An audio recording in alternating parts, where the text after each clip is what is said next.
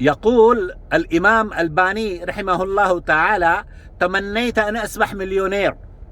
وہی کہتے ہیں علامہ البانی رحمۃ اللہ علیہ کہ کاش میں کروڑ پتی ہو جاتا تو لوگوں کو قرض حسن دے کر اور انہیں سود کی بندشوں سے آزاد کرا دیتا.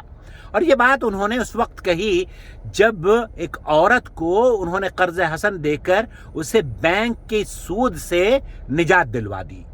وہ کاروبار جو حلال کو فروغ دے رہے ہیں اور سودی کاروبار کے لیے نقصان دہ ثابت ہو رہے ہیں، اگر ان کاروباروں میں کچھ آزمائشیں، کچھ امتحانات سے وہ گزر رہے ہوں، تو میرا اور آپ کا کام یہ ہونا چاہیے کہ ہم صبر سے کام لیں، ان کے لیے ان کی غیر موجودگی میں دعا کریں. اللہ رب العالمین حلال کو فروغ دینے والوں کی عزت میں اضافہ فرمائے اور حرام کو عام کرنے والوں کی اللہ رب العالمین رسوائی کا سبب بنے.